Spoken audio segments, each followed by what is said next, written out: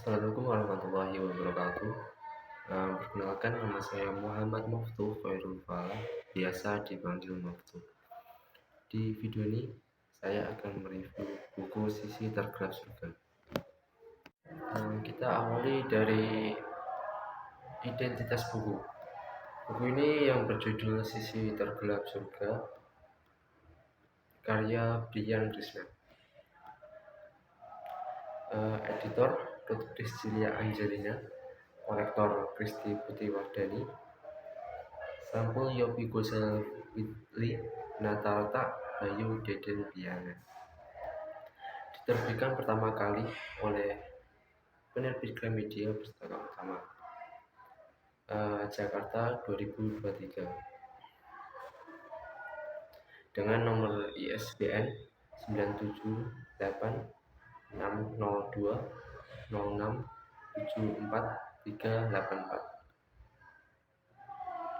dengan jumlah halaman 304 dan ketebalan buku yaitu 20 cm. Oke, selanjutnya kita akan membahas tentang profil dari penulis Sisi Tergelap Surga, yaitu Brian Krishna. Brian Krishna, penulis novel Sisi Tergelap Surga, adalah pria asal Bandung yang lahir pada 17 Januari 1992. Sekarang ia menginjak umur 32 tahun.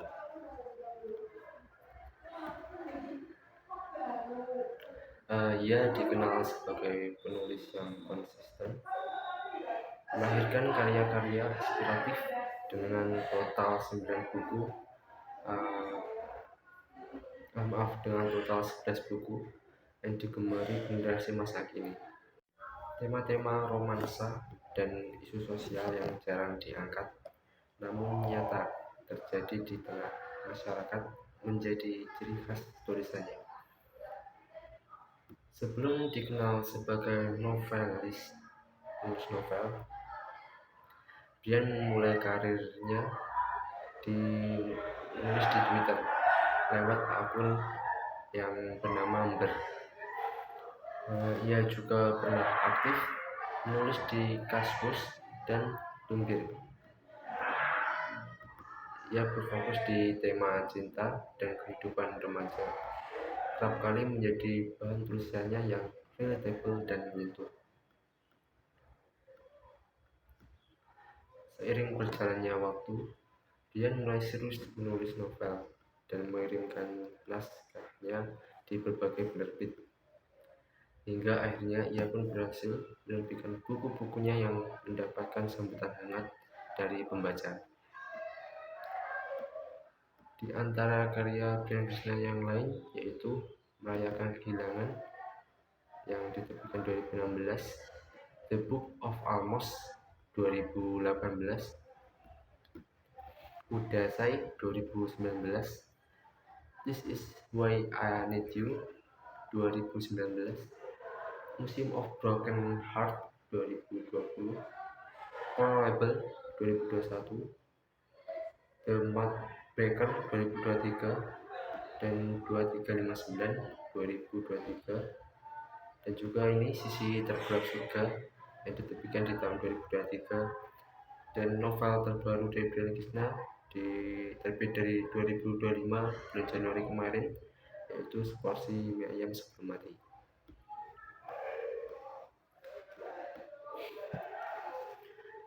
Oke, selanjutnya yaitu sinopsis dari buku Sisi Tergelap Surga.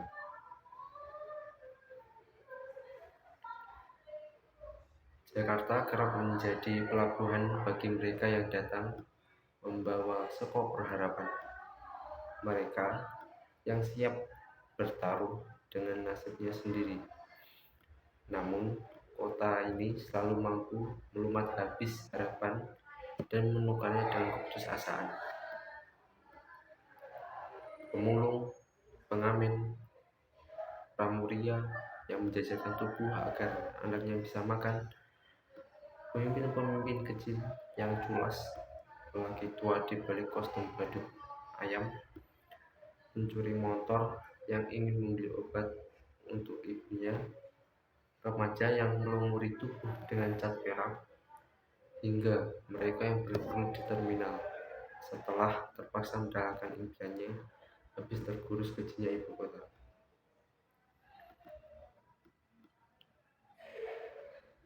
Di Jakarta, semua orang dipaksa bergelut dan bertempur demi bisa hidup dari hari ke hari.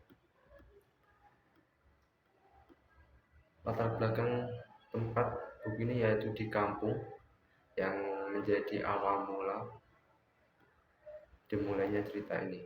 Sebuah cerita tentang kehidupan orang-orang yang hidup di sisi tergelap surga kota yang bernama Jakarta.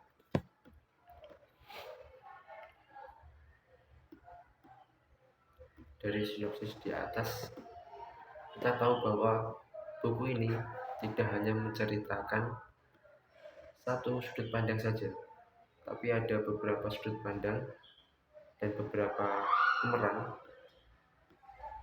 atau tokoh yang diceritakan di buku ini. Dan jadi di buku ini tidak ada yang namanya tokoh utama, semua tokoh di kehidupan masing-masing.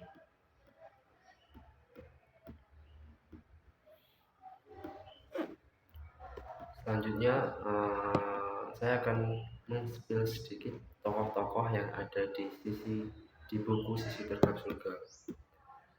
Yang pertama, Sobirin dan Nunung.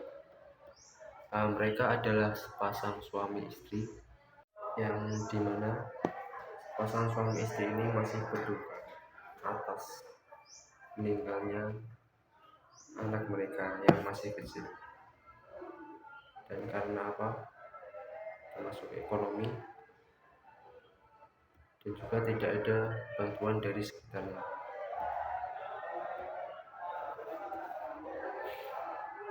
Sobirin dan Nunung ini masih menyesali dan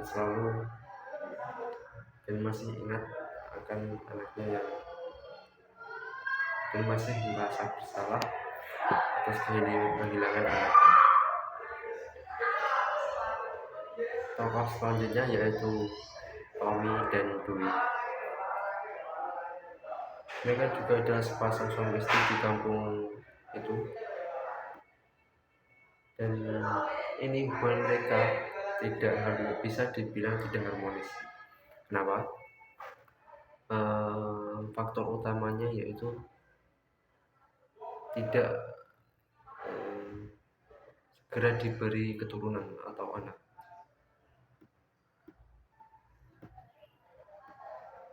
Tapi Tommy ini ada sisi positifnya, walaupun sering marahi, membentak, bahkan main tangan, tapi Tommy ini selalu menafkahi istrinya, tidak hilang tanggung jawab.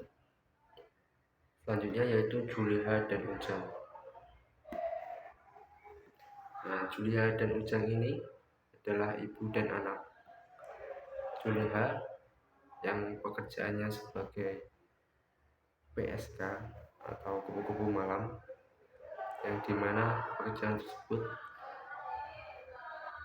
untuk memenuhi kebutuhan hariannya dan untuk kebutuhan anaknya yang bernama Ujang. Juleha ini rela merupakan tubuhnya untuk memenuhi kebutuhan anaknya di masa sekarang dan masa depan. Mungkin agak terdengar buruk ya ibunya, tapi kalau kalian membaca ini, kalian akan kagum dan bahkan bisa menangis dengan tindakan si Juleha ini untuk anaknya. Selanjutnya ya ada 3 remaja yang dimana mereka ditakdirkan atau takdir mereka sama, yaitu di Jakarta ini tidak punya siapa-siapa, tidak punya rumah, dan mereka ini menjadikan mereka seperti saudara, sahabat yang lekat, susah senang bareng. Nah, pertanyaannya, mereka tinggal di mana? Mereka tinggal di sebuah pos ronda. Dan keuntungan kampung ini, adanya 3 remaja ini, mereka sering membantu kalau ada acara-acara di kampung itu, seperti ada yang berduka untuk mengurus kuburannya, dan mereka tidak meminta neko-neko atau bayaran yang harus gini, tapi cuma dikasih makan, minum, sama rokok, mereka sudah bersyukur. Selanjutnya yaitu tokoh bernama Gofar. Gofar ini tinggal bersama ibunya, hanya 2 orang. Dan dimana Gofar ini putus asa dan terpaksa mencuri motor atau biasa disebut begal untuk membeli obat untuk ibunya. Ibunya sakit. Dan selanjutnya yaitu Badut Ayam. Nah, Badut Ayam ini seorang bapak tunggal untuk ketiga anaknya, dimana ini menjadi panutan bagi para laki-laki terutama.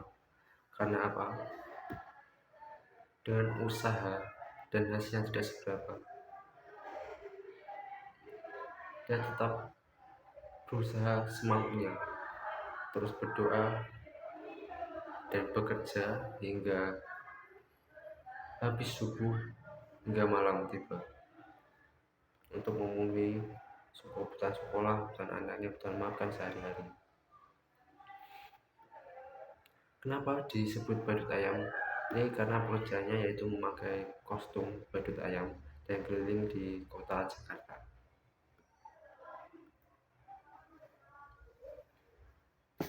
Sebenarnya masih banyak tokoh-tokoh lainnya, tapi saya hanya membahas bagian, terutama untuk Juleha dan Ujang ini, termasuk part karakter atau tokoh favorit saya di buku Sisi Terkuat Surga, karena banyak pelajaran dan terutama merubah sudut pandang saya sebagai pembaca.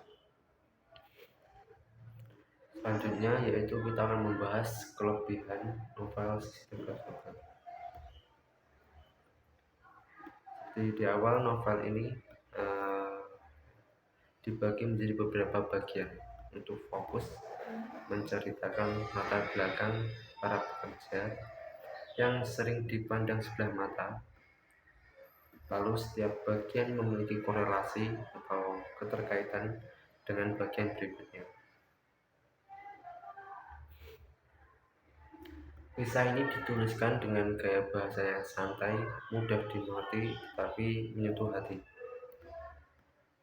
Dan cerita ini sukses membuka pandangan baru, termasuk saya, tentang perjuangan kehidupan seseorang. Para pembaca bisa ikut merasakan bagaimana kesedihan, beratnya beban, dan rasa putus asa akibat tidak bisa keluar dari lingkaran pekerjaan tersebut. Beberapa pembaca bahkan bisa meneteskan air mata setelah membaca kisah ini.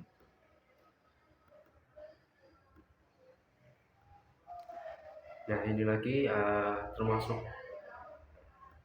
metode penulisannya ya, dan pencari informasinya yang perlu diberi apresiasi, yaitu Beni Krishna tidak menuliskan cerita ini berdasarkan opini dan observasi saja, tetapi juga berdasarkan hasil wawancara puluhan narasumber yang tinggal di kota Jakarta. Lebih dari itu, Brian tak hanya mendengarkan tetapi meresapi kisah kehidupan mereka Jadi kisah ini benar-benar bisa menggambarkan kehidupan mereka dengan tepat. Secara keseluruhan, kisah Sisi Tergol Surga ini adalah kisah yang unik, menyadarkan, dan bersifat reflektif bagi pembaca. Novel ini sangat direkomendasikan untuk dibaca masyarakat. Nah, selain memiliki kelebihan, novel Sisi Tergol Surga ini juga memiliki kekurangan, yang terutama terletak pada beberapa bagian yang mengandung hal eksplisit. Hal eksplisit itu apa? Kalian bisa searching di Google masing-masing atau WA. Nah, maka dari itu novel ini disarankan untuk dibaca oleh mereka yang berusia minimal 17 tahun ke atas, sebab diperlukan kebijaksanaan untuk memahami kisah ini secara positif.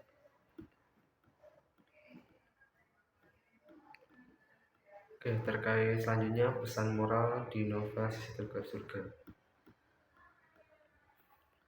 Nah, tentunya memberikan banyak pelajaran ya bagi para pembaca, terutama saya. Novel ini membuka pandangan baru bahwa tidak semua hal yang kita nilai buruk itu benar-benar buruk. Seburuk apapun profesi yang biasa dipandang rendah dan tidak bermoral ternyata menyimpan cerita sedih, tragis, dan menyayat hati. Semua manusia pasti memiliki kelebihan dan kekurangan. Semua manusia pada dasarnya baik. Mereka yang terlihat berdosa mungkin saja lebih baik dibandingkan yang tampak suci, tapi diam-diam mengambil hak banyak orang. Dari cerita ini juga kita dapat mengetahui bagaimana perjuangan orang tua demi anaknya, Julia dan Ujang tadi, dan betapa besarnya cinta mereka sehingga mereka merelakan kebahagiaannya demi membuat anaknya bahagia. Segala cara pasti mereka tempuh demi bisa membangun kehidupan yang terbaik bagi anak-anaknya. Jadi hendaknya kita mensyukuri segala sesuatu yang telah diberikan orang tua dan keluarga kita. Juga tentunya bersyukur atas keberadaan mereka.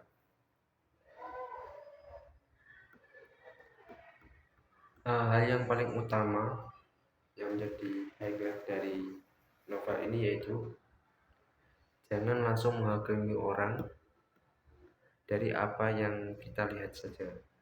Jika Anda tidak tahu, lebih baik menahan diri dan tidak berpikir negatif, apalagi mengatakan atau berbuat hal yang menghakimi mereka. Biarlah kita sebagai manusia menjalani peran yang seharusnya, dan biarkan Tuhan yang menjalani perannya. Satu-satunya yang berhak menghakimi manusia. Dan semoga kalian yang menonton video ini digerakkan hatinya untuk mau atau berkeinginan membeli buku Sisi Tergol Surga karya Brian Krishna. Demikian review buku kali ini. Kalau ada kurang lebihnya saya mohon maaf. Wassalamualaikum warahmatullahi wabarakatuh.